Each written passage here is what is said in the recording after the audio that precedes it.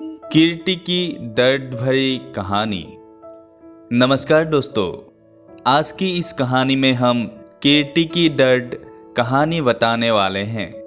कभी कभी अपनों के लिए अच्छा सोचना कब बुरा बन जाता है हमें पता भी नहीं चलता। कीर्ति के साथ भी कुछ ऐसा ही हुआ। तो आइए अब जानते हैं कि क्या है कीर्ति की दर्द भरी कहानी। कीर्ति एक मध्यवर्गीय परिवार से थी जिसने अपनी स्नातक की पढ़ाई पूरी कर ली थी और अब वो अपने घर पर ही छोटे बच्चों को ट्यूशन पढ़ाती थी।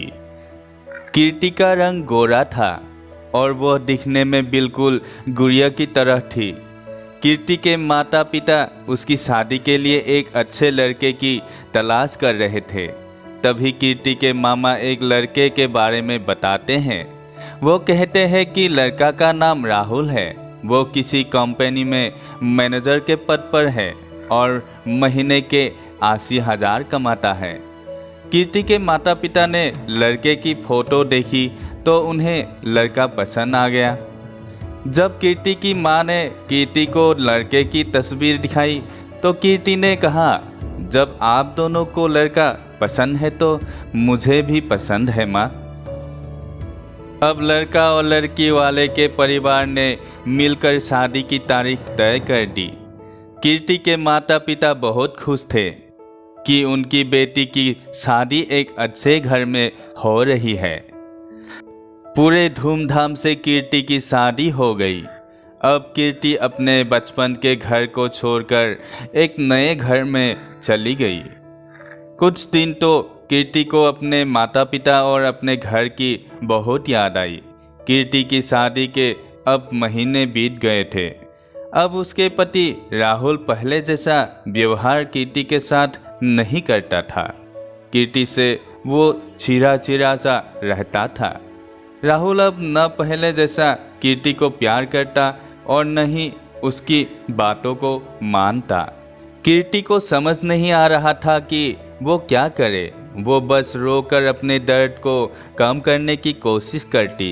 एक दिन कीर्ति को पता चला कि राहुल सिगरेट पीने के बहाने छत पे जाता है और किसी लड़की से बातें करता है।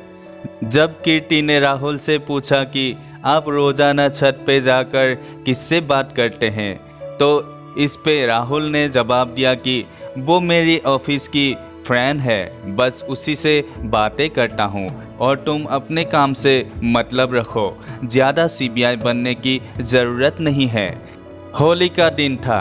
राहुल के कुछ दोस्त उसके घर आए थे। सभी ने घर पर पार्टी किया। उस दिन राहुल का एक दोस्त थोड़ा ज़्यादा ड्रिंक कर लिया था और उसने नशे में कीर्ति के सामने जाकर कहा, भाभी आप इतनी प्यारी और मासूम हो, फिर भी राहुल भाई दिन भर उस घमंडी नेहा से बातें करते रहते हैं। लगता है कि आप राहुल भाई का सही से ख्याल नहीं रखते। ये सुनकर कीर्ति का शक अब हकीकत बन चुका था।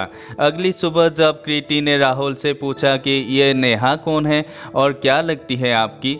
राहुल, मैं तुम्हें क्यों बताऊं। कीर्ति, मैं बीबी हूँ आपकी। राहुल, देखो तुमसे पहले वो मेरे लाइफ में आई।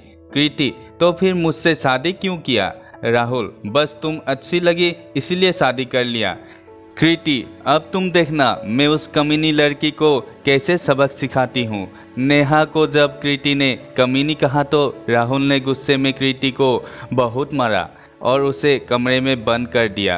कीर्ति के सास को सब पता था, फिर भी वो अपने बेटे के सामने एक शब्द भी नहीं बोलती थी। शाम को जब राहुल आया तब उसने रूम का दरवाज़ा खोला। उस दिन कीर्ति की तबीयत खराब हो गई, फिर भी उसी हालत में उसने खाना बनाया। कीर्ति ये सारी बातें अपनी माँ को बताना चाहती थी, लेकिन चाहकर भी वो नहीं बता पा रही थी, क्योंकि वो जानती थी कि अगर उसके माता पिता को ये सब पता चलेगा तो वो परेशान हो जाएंगे।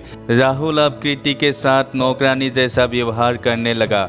छोटी छोटी बातों पे उसे मारता। कीर्ति अब धीरे धीरे डिप्रेशन का शिकार होने लगी। उसके दिमाग में गलत गलत ख्याल आने लगे।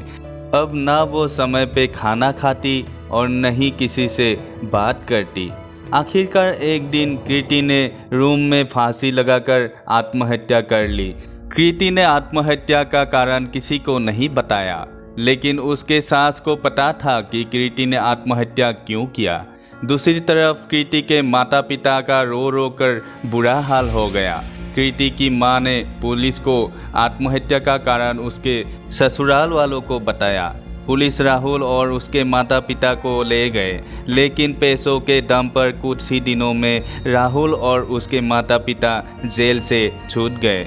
जीवन में अक्सर हर अच्छा दिखने वाला इंसान अच्छा नहीं होता, उसके अंदर कहीं ना कहीं बुराई छुपी होती है और वही बुराई किसी की ज़िंदगी को बर्बाद कर देती है। कुछ ऐसा ही कृति के साथ हुआ। तो दोस्तों, इस कहानी से क्या सीख मिली? इस कहानी से यही सीख मिलती है कि किसी के चेहरे पे लिखा नहीं होता है कि वो अच्छा है या बुरा है। चेहरे से अच्छा तो दिल होना चाहिए इंसान का, लेकिन कृति के भाग्य में वो नहीं था। तो दोस्तों, अगर ये कहानी आप लोगों को अच्छी लगी है तो ऐसी ही अच्छी अच्छी कहानियाँ और कथाएँ सुनने के लिए मेरे चैनल को सब्सक्राइब कीजिएगा और बेल नोटिफिकेशन क्लिक कीजिएगा, ताकि जब भी ऐसी कहानियाँ और कथाएँ डालूँ तो आपको तुरंत नोटिफिकेशन मिल जाए। तो मिलते हैं एक नए कथा नए कहानी के साथ। तब तक के लिए सभी स्वस्थ रहिए। आप सभी को मेरा दिल से प्रणाम।